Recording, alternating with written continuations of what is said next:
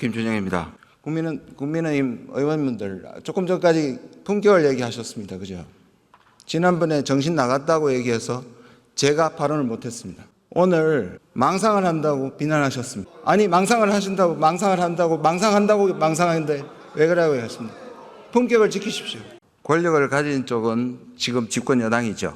독재는 특정한 개인이나 집단이 모든 권력을 쥐고 이를 마음대로 할 때 독재라고 부릅니다. 저는 우리 자유민주주의 체제의 가장 중요한 중에 하나는 법치주의고 또 삼권 분립이라고 생각합니다.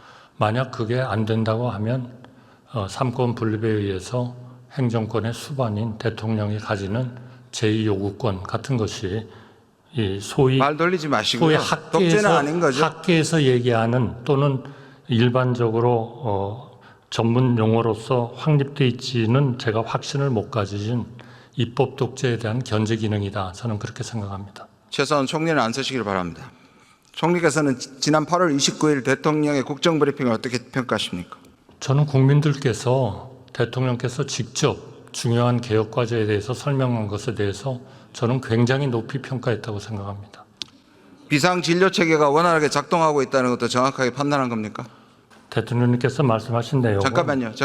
응급자가 잠깐만요. 네, 말씀하시죠. 이게 맥락이 필요합니까? 잘 돌아간다는 말이? 맥락이 필요하죠. 왜냐하면 보십시오. 여러 가지 문제가 있습니다.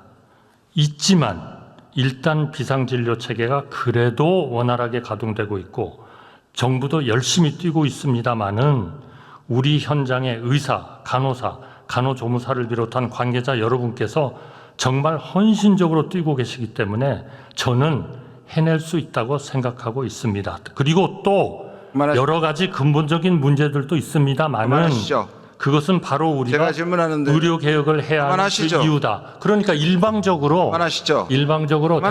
네. 아니 이거는 답변 시간은 안 들어갈 텐데요. 그만하십시오. 다음 질문 하겠습니다. 오늘 오전에는 대통령이 정부 안내만 따르면 걱정이 없다고 하셨습니다. 맞습니까? 아니 그러니까요. 걱정이 없다라고만 얘기를 하시면 대통령께서 현실 파악도 못하고 그렇게 말씀을 하신다고 현실 파악 못하고 있는 것 같습니다. 대통령은 그런 말씀이 아니시잖아요. 여러 가지 문제가 있습니다.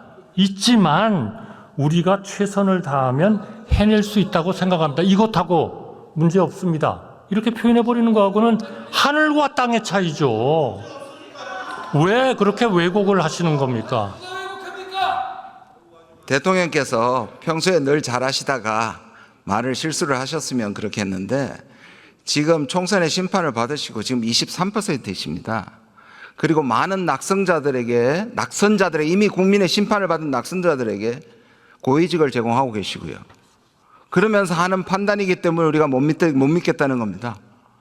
그리고 아까 말씀드린 것처럼 어제 저는 좀 충격을 받았습니다. 총리께서 어떻게 대정부 질문에 와서 의원이 아무리 그렇게 한다고 하더라도 농담 따먹기를 하십니까?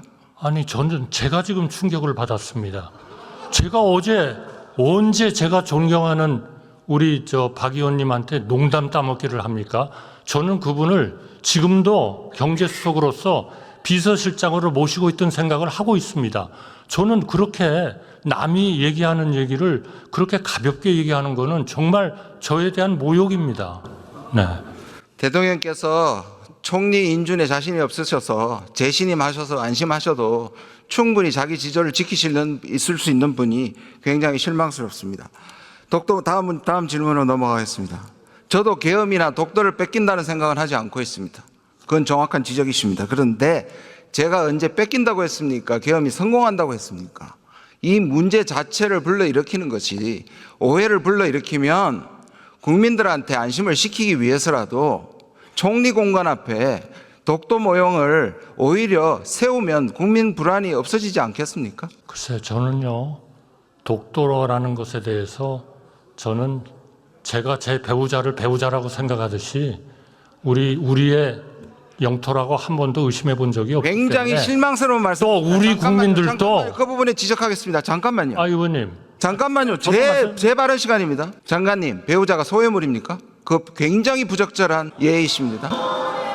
아니 그거를 매일 아침에 확인할 필요는 없다는 얘기죠. 매일 아침에 확인할 필요는 없죠. 그런데 지금 일본은 대놓고 자기 영토라고 하고 있기 때문에, 그리고 국민이 불안하기 때문에 그거는 한 번쯤 짚고 넘어가야 되는데 아무 얘기도 안 하시잖아요. 의원님 너무 잘하시잖아요.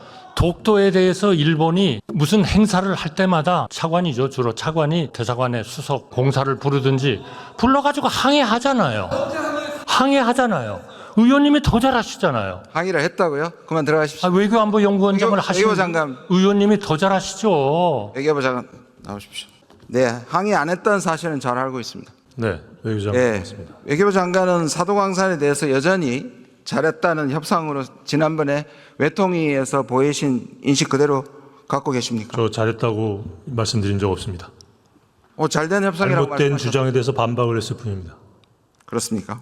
그럼 성과라고 얘기했던 그 두 번째 두 가지를 제가 지난번에 답변하신 걸 제가 분석을 해봤습니다. 첫 번째, 표결을 가면 우리가 질 것으로 판단되기 때문에 이거는 김영재 팀장이 얘기했습니다. 저는 100번 좋습니다. 예, 협상을 떳떳하게 했고 표결 가면 한국이 질 게 뻔한데라는 것이 TF팀 협상팀장의 결론입니다. 그렇게 얘기했을 리가 없습니다. 그럴 가능성을 얘기했을 분명히 지금 그거 확인하십시오. 분명히 했습니다. 그 다음에 이거는 장관께서 얘기하신 겁니다. 등재되는 것이 묻히는 것보다 낫기 때문이라고 했습니다. 맞습니까? 묻히는 거는 등재 안 돼서 강제동원이 묻히는 것보다 낫다고 말씀하셨습니다. 지금 듣기로 저는 들었습니다. 역사의 기록에 남기는 것이 더 중요하다고 말씀을 드렸습니다. 정말 우리가 불리했다고 생각하십니까? 표결에 가면 진다고 생각하십니까? 저는 그런 얘기 한 적 없습니다. 다행입니다. 국방부 장관 나와주십시오. 한미일 3자 안보협력이 역진 불가합니까? 네? 한미일 안보협력이 3자 협력이 각서가 역진 불가입니까? 역전 불가요? 역진이요. 바로 전임 장관께서 하신 말씀입니다. 역진 불가? 역진을 하지 않겠다. 정부가 바뀌어도 역진 불가. 처음 들으셨습니까? 역진 불가라는 뜻이 무슨 뜻인지 잘 모르겠습니다. 돌이킬 수 없다는 뜻입니까? 네. 아, 제가 묻고 있습니다. 당연히 돌이킬 수 없죠. 왜냐하면 한미일 안보 협력은요, 북한의 핵 위협으로부터 우리 국민의 안전을 보다 더 확고히 지키기 위한 하나의 방책 중에 하나입니다. 국민의 안전을 지키기 위한 방책인데 왜 그걸 물렀습니까? 그 물러서는 게 이상한 거 아닙니까? 지금 장관께서는 그것도 거짓말입니다. 한미일 프레임 협력 각서는 3국의 안보 협력을 제도화하여 한반도, 인도태평양 지역 및 그놈의 평화와 안정에 기여한다였습니다. 그것도 포함되어 있지만 우리 입장에서 보면 가장 중요한 것은 북한의 핵 미사일 위협에 대한 대비가 핵심입니다. 장관, 네. 장관님, 아니 조약이 아는데 되돌릴 수 없는 게 어디 있습니까? 아, 되돌릴 필요가 없는 것이죠. 왜 되돌립니까? 그런 게 있어야 우리 국민을 더 탄탄하게 그런데 촘촘하게 왜 내용을 못 밝힙니까? 지킬 수 있는 것인데. 내용을 왜 못 밝힙니까? 네? 내용을 밝히시 왜? 내용을 왜 못 밝힙니까? 거기에 보면 우리 그 한미일 안보 협력을 하는 핵심은 정보도 공유하게 돼 있고요. 그 다음에 또 훈련도 강화하게 돼 있고, 그 다음에 한미일 군 수뇌부들이 자주 소통을 해서 정보를 교류하는 것으로 이렇게 함으로써 국민의 안전을 북한의 핵미사일 위협으로부터 더 견고히 지키기 위한 것이라 이렇게 보시면 되는 것이죠. 23%의 지지율을 받는 게 우리 국민의 미래 안보를 밝힐 우리는 내용은 알 수 없고 역진을 할 수 없다고요? 그게 왜 23% 지지율하고 연계가 됩니까? 왜냐하면 지금 국민의 지지를 그것밖에 못 받고 있기 때문이죠. 저는 그렇지 않습니다. 우리 국민의 안전을 지키는 것은 우리 국민의 안전 앞에 어떤 자신 핑계도 있으면 없다고 생각합니다. 조약으로 하십시오. 국회를 통과시키십시오. 그게 어느 또 국회 통과할 역진하지 일은 아니지 않습니까? 그게 국회 통과할 일은 아니지 않습니까? 총리님 다시 나오십시오. 총리님, 저는 뉴라이트 논쟁하고 싶지 않습니다. 저도 뉴라이트의 그 자체의 논쟁은 중요하지 않다고 생각합니다. 그런데 일제 35년의 수탈과 지배를 불법적 지배로 보지 않고 근대화에 기여했다는 생각을 가진 사람이 학자가 아니라 공직자에는 부적합하다고 생각하지 않습니까? 그분들이 앞으로 각자 맡은 자리에서 어떻게 하는지를 보시고 평가를 해주시죠. 처음부터 결격 사유라고 생각하지 않습니까? 저는 그거는 개인들이 가질 수 있는 생각이라고 생각합니다. 아니요. 개인들은 가질 수 있지만 공직자로서는 아니죠. 그러니까 공직자로서 어떻게 행동을 하는지를 좀 지켜보시고 말씀해 주시는 게 맞다고 생각합니다. 그 생각대로 공직을 성향이 아니에요. 그건 그 자체로 결정입니다. 그 생각대로 공직을 수행하겠죠. 침략이 아니라고. 하나의 취향의 문제가 김형석, 김문수 그들이 얘기한 것이 일본 산업유산 거기 갔을 때 가이드가 얘기한 것과 똑같았습니다. 제가 충격을 받았습니다. 불법 지배를 합법으로 하면 차별이 없어지게 되는 거죠. 일거양득입니다. 이게 일본의 방식입니다. 역사관은 다양할 수 있다고 정진석 비서실장은 얘기하고 지금 총리께서도 그렇게 얘기하고 계십니다. 총리님, 정부가 곧 국가입니까? 글쎄요. 아니죠. 저는 뭐 그 문제에 대해서는 큰 의견이 없습니다. 예, 예민한 질문은 굉장히 중요한 질문을 피하시는군요. 들어가셔도 좋습니다.